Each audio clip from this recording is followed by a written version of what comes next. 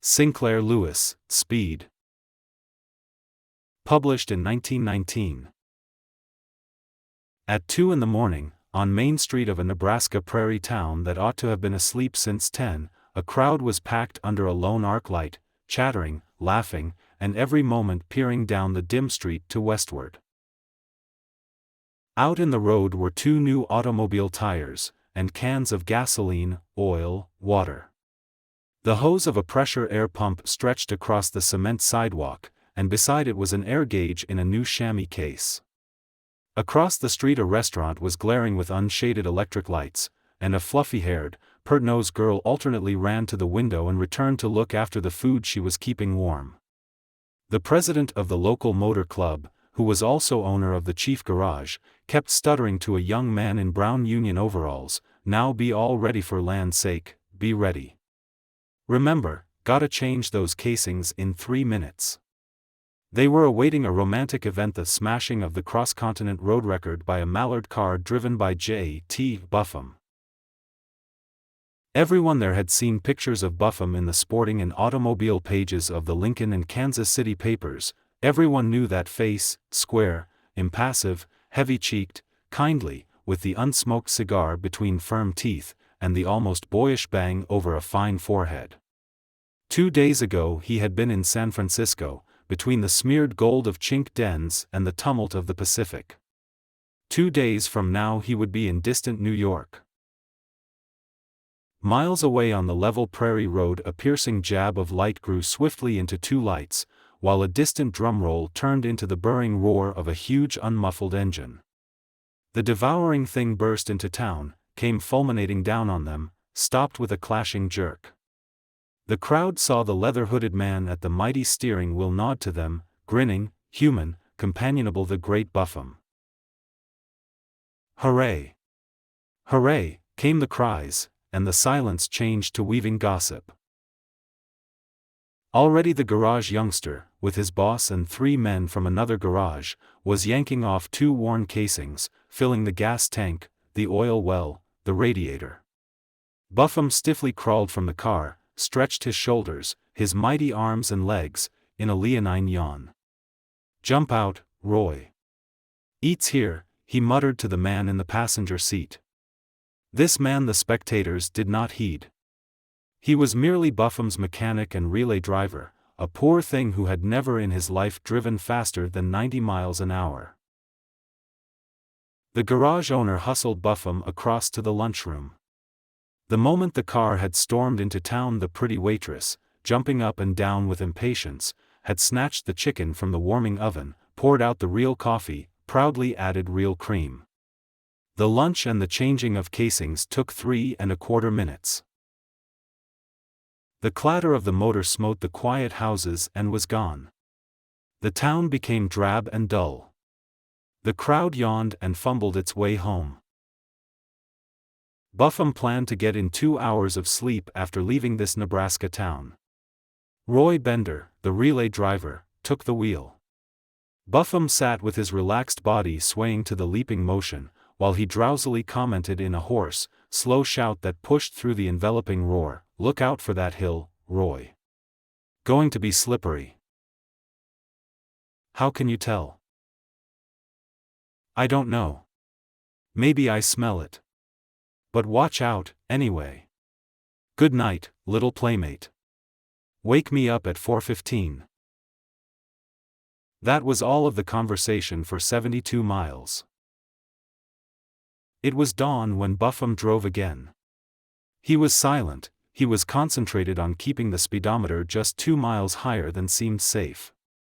But for a mile or so, on straight stretches, he glanced with weary happiness at the morning meadows, at shimmering tapestry of grass and young wheat, and caught half a note of the song of a meadowlark. His mouth, so grimly tight in dangerous places, rose at the corners. Toward noon, as Buffum was approaching the village of Apogee, Iowa, the smooth blaring of the motor was interrupted by a noise as though the engine was flying to pieces. He yanked at the switch. Before the car had quite halted, Roy and he had tumbled out at opposite sides, were running forward to lift the hood. The fan guard, a heavy wire soldered on the radiator, had worked loose and bent a fan blade, which had ripped out a handful of honeycomb. The inside of the radiator looked as though it had been hacked with a dull knife. The water was cascading out. Buffum speculated, Apogee next town. Can't get radiator there. None nearer, N. Clinton. Get this soldered. Here. You. The here. You was directed at the driver of an ancient roadster. Got to hustle this boat into next town. Want you to haul me in. Roy Bender had already snatched a tow rope from the back of the racing car, was fastening it to the front axle of the Mallard, the rear of the roadster.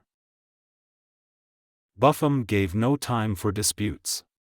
I'm J.T. Buffum. Racin', cross-continent. Here's $10. Want your machine 10 minutes. I'll drive. He had crowded into the seat. Already, with Roy steering the Mallard, they were headed for Apogee. A shouting crowd ran out from house and store. Buffum slowly looked them over. Of a man in corduroy trousers and khaki shirt, who had plumped out of a garage, he demanded, "Who's the best solderer in town?" "I am. Good as anybody in Iowa." "Now, wait. Know who I am?" "Sure. You're Buffum." "My radiator is shot to thunder. Got to be soldered. I want 6 hours work done in 1 hour, or less. How about the hardware store? Isn't there a solderer there that's even better than you?"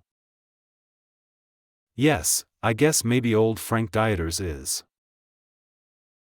"Get him, and get the other good man, and get busy. One of you work on each side. Roy Bender here will boss you." Already Roy was taking down the radiator. 1 hour, remember. Hurry. Plenty of money in it. "Oh, we don't care anything about the money." "Thanks, old man. Well, I might as well grab a little sleep. Where'll I get a long-distance connection?" he yawned. "Across the street at Mrs. Rivers. Be less noise than in the garage, I guess." Over the way was a house that was a large square box with an octagonal cupola on the mansard roof. It was set back in a yard of rough grass and old crab apple trees. At the gate were a smallish, severe woman, in spectacles and apron, and a girl of 25 or 6. Buffum looked at the girl twice, and tried to make out what it was that distinguished her from all the other women in the crowd that had come pushing and giggling to see the famous car. She was sharply individualized. It was not that she was tall and blazing. She was slight and delicate as a dry-point etching. Her chin was precise though soft. She had a Roman nose, a feminized charming version of the Roman nose. The thing that made her distinctive, Buffum reflected, was her poise. The girl by the gate was as quietly aloof as the small cold moon of winter. He plodded across the road. He hesitated before speaking. "I hope there hasn't been an accident," she murmured to him. "No, just a small repair." "But, why does everyone seem so much concerned?" "Why, it's I'm J.T. Buffum." "Mr. Buffum?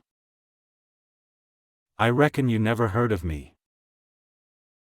"Why, should I have?" Her eyes were serious, regretful at discourtesy. "No. You shouldn't.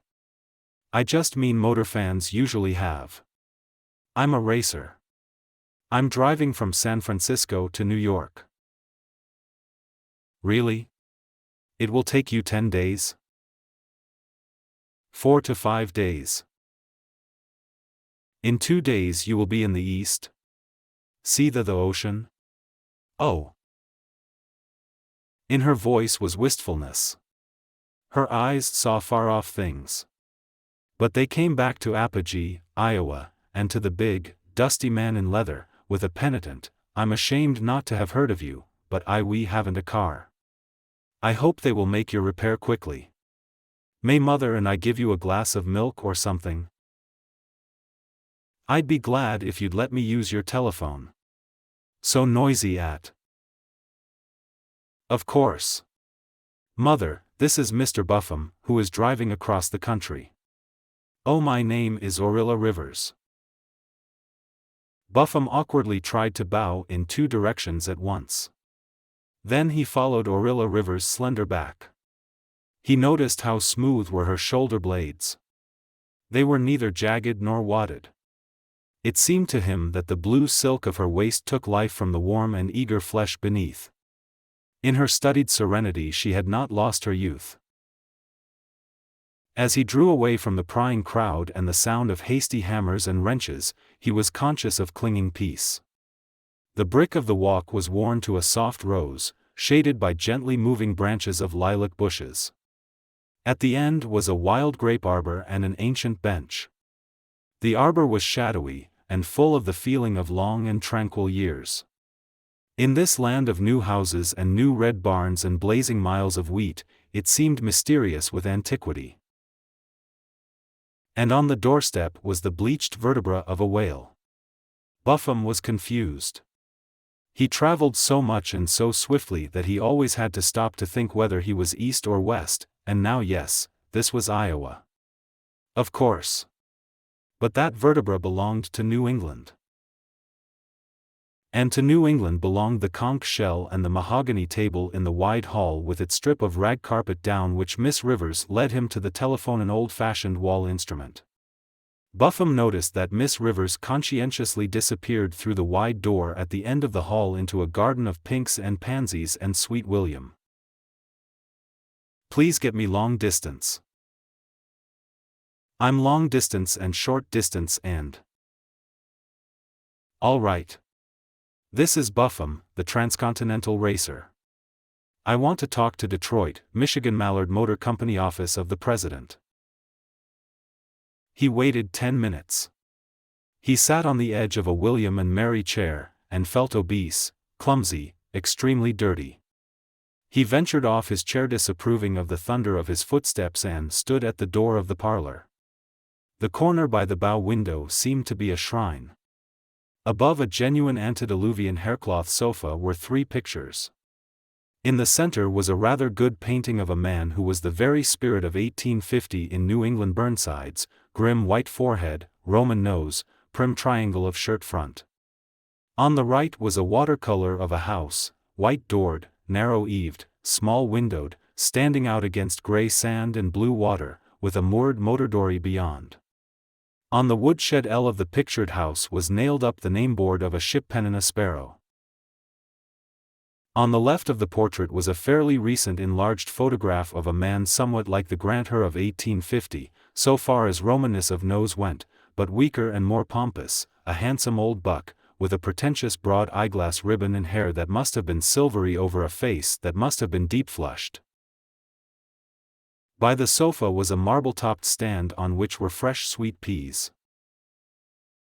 Then Central called, and Buffum was talking to the president of the Mallard Motor Company, who for 2 days and nights had sat by the ticker, watching his flashing progress. "Hello, Chief. Buffum speaking. Held up for about an hour. Apogee, Iowa. Think I can make it up. But better move the schedule up through Illinois and Indiana. Huh. Radiator leak. Bye." He inquired the amount of toll, and rambled out to the garden. He had to hurry away, of course, and get some sleep, but it would be good for him to see Aurilla Rivers again, to take with him the memory of her cool resoluteness. She was coming toward him. He meekly followed her back through the hall, to the front steps. There he halted her. He would see quite enough of Roy Bender and the car before he reached New York. "Please sit down here a moment, and tell me." "Yes?" "Oh, about the country around here, and I owe you for the telephone call." Please. It's nothing. But it's something. It's $2.95. For a telephone call? He caught her hand and pressed the money into it. She plumped down on the steps, and he discreetly lowered his bulk beside her. She turned on him, blazing. You infuriate me. You do things I've always wanted to: sweep across big distances, command men, have power. I suppose it's the old Yankee shipmasters coming out in me. Miss Rivers, I noticed a portrait in there. It seemed to me that the picture and the old sofa make a kind of shrine. And the fresh flowers.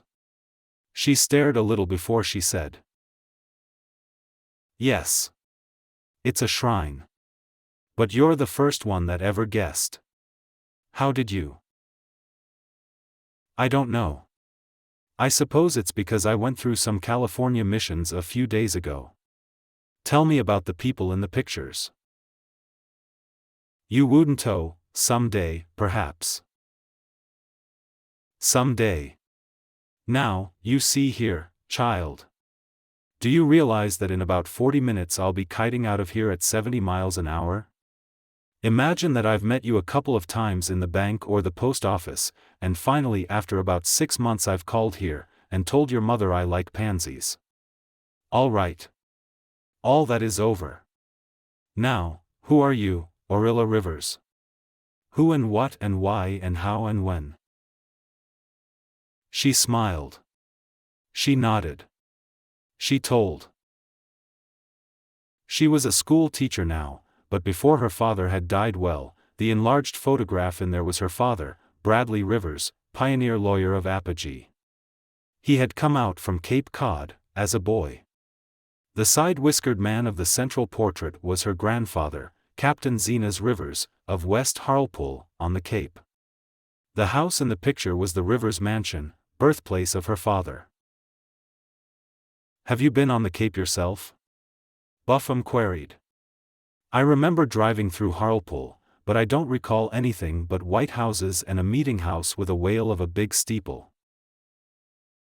The dream of my life has been to go to Hartlepool. Once when father had to go to Boston he did run down there by himself. That's when he brought back the portrait of grandfather, and the painting of the old house, and the furniture and all. He said it made him so melancholy to see the changes in the town, and he never would go again. Then he died.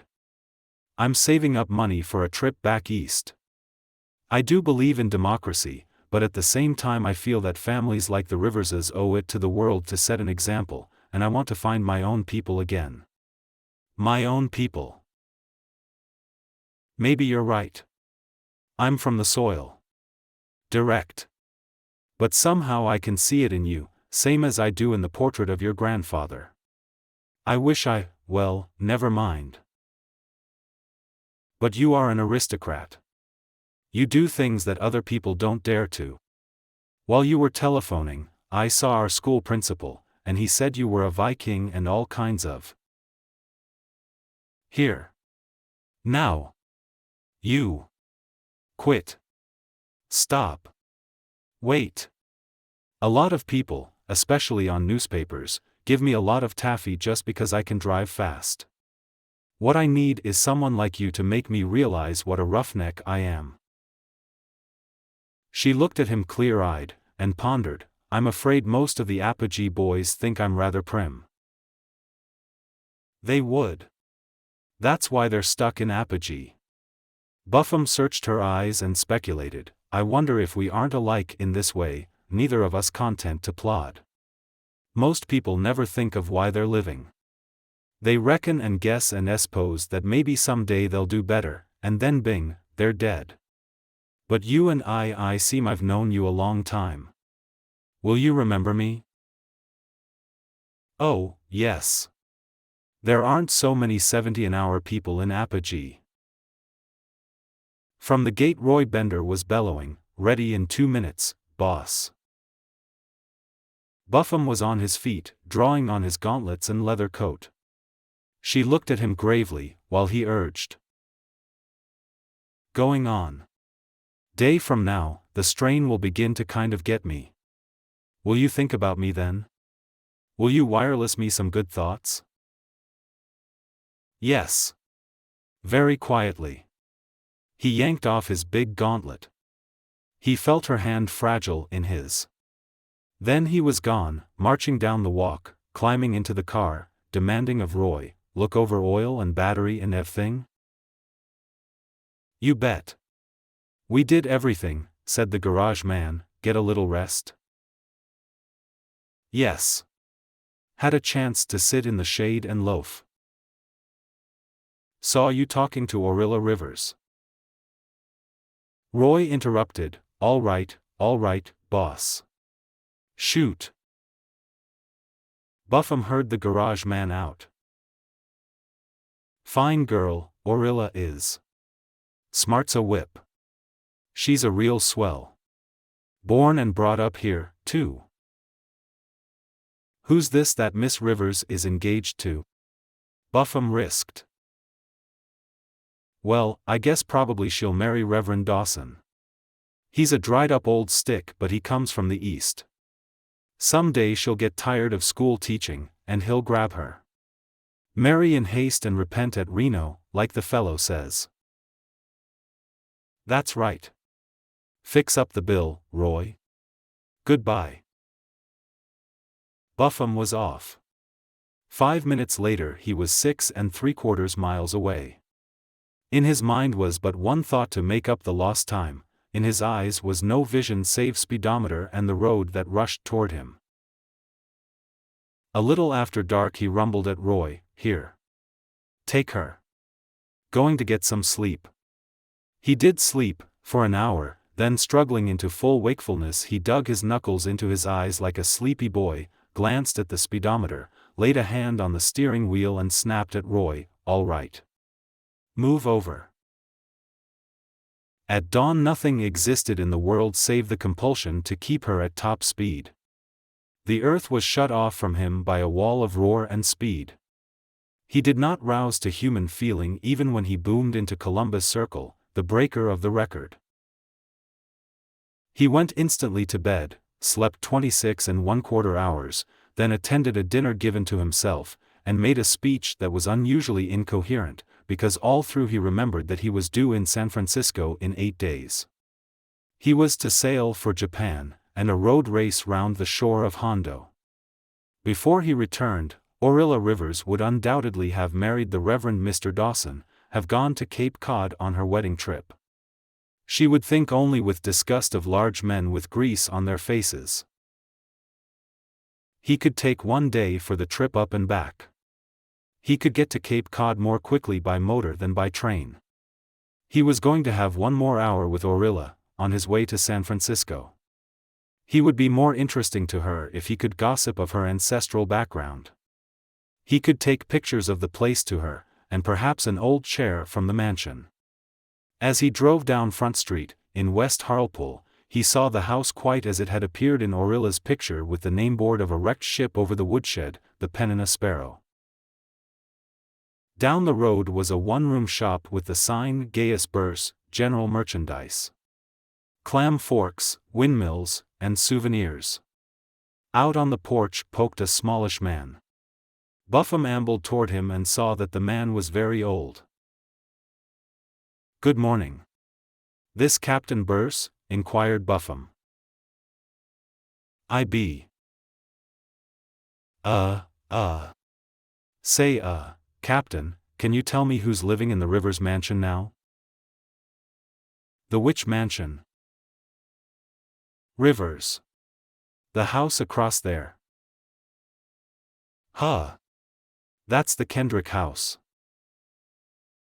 "But it was built by a Rivers." "No, it wasn't. That house was built by Captain Cephas. Kendrick's living in it ever since. Owned now by William Dean Kendrick. He's in the wool business, in Boston, but his folks comes down every summer. I ought to know. The Kendricks are kin of mine." But where did the Riverses live?" "The Riverses? Oh, them. Come from the west, don't ye? Spend the summer here? No. What makes you think I come from the west? Rivers went out there. Bradley Rivers. He the one you're thinking of? Yes. Friend of yours? No. Just happened to hear about him. Well, I'll tell you. There never was any Rivers family. What? The father of this here Bradley Rivers called himself Zenas Rivers. But land, Zena's right name was Fernão Ribeiro. He was nothing but a portagee deckhand. Fernão, or Zenas, became a wrecker. He was a good hand in a dory, but when he was drinking, he was a caution for snakes. He come straight from the Cape Verde Islands. I understand Bradley Rivers' ancestors were howling aristocrats, and came over on the Mayflower. Maybe so, maybe so. Aristocrats at drinking Jamaica rum, I guess. But they didn't come on no Mayflower. Zenas Rivers came over on the brig Jenny B. Smith. I understand Zenas owned this Kendrick house. Him? Why, boy, if Zenas or Brad either ever set foot across the threshold of that house, it was to fill the wood box, or maybe sell lobsters. But what kind of looking man was Zenas? Thick-set, dark-complected fellow real portagee. Didn't he have a Roman nose? Him? Huh. Had a nose like a herring. But Bradley had a Roman nose. Where'd he get it? From his ma. She was a Yankee, but her folks wa'n't much account. So she married Zenas. Brad Rivers always was an awful liar. He came back here about 7-8 years ago, and he boasted he was the richest man in Kansas, or maybe 'twas Milwaukee. Did he buy a picture of the Kendrick mansion while he was here? Believe he did. He got one of these artists to paint a picture of the Kendrick house. And he bought a couple of things of Mie Horsehair Safi, and a picture of old Captain Gould that May Gould left here. Did this Captain Gould in the portrait have a Roman nose? And side whiskers? Stern-looking? That's him. What's Brad been telling you, boy? Nothing, sighed Buffum. Then Rivers was just a plain dub? Like me? Plain? Brad Rivers? Well, Zenas sent Brad to school to Taunton for a year or so, but just the same, we always allowed he was so ordinary that there wa'n't a dog belonging to a Kendrick or a Burse or a Doane that would bite him. Ask any of the old codgers in town. I will, but thanks. He came down from the Apogee street, inconspicuously creeping through the dust, a large, amiable man in a derby. He had only 51 minutes before the return of the Apogee branch train to the junction to connect with the next express westward. He rang, he pounded at the front door, he went round to the back, and there he discovered Aurilla's mother, washing napkins. She looked at him over her spectacles, and she sniffed, yes? Do you remember I came through here recently? Racing car? I wanted to see Miss Rivers for a moment. You can't. She's at school, teaching. When will she be back? It's 4 now. Maybe right away, maybe not till 6. His train left at 4:49. He waited on the front steps. It was 4:21 when Aurilla Rivers came along the walk. He rushed to her, his watch in his hand, and before she could speak, he was pouring out. "'Member me? Darn glad. Got less than 28 minutes before have to catch train San Francisco steamer Japan possibly India afterwards glad to see me please oh please don't be a Rivers be Aurilla just got 27 and half minutes glad. Why yes. Thought about me? Of course. Ever wish I might come shooting through again? You're so egotistical. No, just in a hurry. Only got 27 minutes more. Ever wish I'd come back? Oh please. Can't you hear the Japan steamer whistling calling us? Japan. Like to see it? Terribly. Will you come with me? I'll have a preacher meet us on the train. If you'll phone to Detroit, find out all about me. Come. Quick. Marry me. Just 26 and a half more. She could only whisper in answer, no. I mustn't think of it. It tempts me. But mother would never consent. What has your mother to do? Everything. With our people, the individual is nothing, the family's sacred. I must think of Bradley Rivers, and old Zenas, and hundreds of fine old Yankees, building up something so much bigger than just one individual happiness. It's, oh, noblesse oblige. How could he, in face of her ancestor worship, tell the truth? He burst out. But you'd like to? Aurilla. Just 25 minutes now. He chucked his watch into his pocket. See here. I want to kiss you. I'm going 7,000 miles away, and I can't stand it, unless I'm going to kiss you, there under the grape arbor. His fingers slipped under her elbow. She came reluctantly, appealing, no, no, please, no, till he swept the words away with a kiss, and in the kiss she forgot all that she had said, and clung to him, begging, oh, don't go away. Don't leave me here in this dead village. Stay here, catch the next steamer. Persuade mother. I must catch this one. I'm due their big race. Come. Without clothes? By M. on way San Francisco. No, I mustn't. And there are others to consider besides mother. Mr. Dawson? Really care for him? He's very gentle and considerate and really such a good scholar. Mother wants Mr. Dawson to get a pastorate on Cape Cod, and she thought that way I might pick up with the old threads, and be a real Rivers again. As Mrs. Dawson, I could find the old house and all. She was interrupted by his two hands behind her shoulders, by his eyes searching hers with a bitter honesty. Don't you ever get tired of ancestors? He cried. I do not. Whatever I may be, they were splendid. Once in a mutiny on the clipper that he was commanding, Zenas Rivers.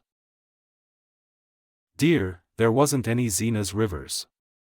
He was a Portuguese immigrant named Ribeiro, for now Ribeiro. The picture there in the house is a Captain Gould. She had slipped from his embrace. But he went steadily on, trying with eyes and voice to make her understand his tenderness. Old Zenas was a squat, dark chap, a wrecker, and not very nice. The first real aristocrat in your family is you. Wait. You mean that it wasn't any of it true? But the Rivers mansion? There isn't any. The house in the picture has always belonged to the Kendricks. I've just been on Cape Cod, and I found. It isn't true? Not any of it, about the Rivers. None of it. I didn't mean to tell you. If you don't believe me, you can write. Oh, don't. Wait. She turned, looked to the right. He remembered that down the street to the right was a rise of ground with a straggly village cemetery.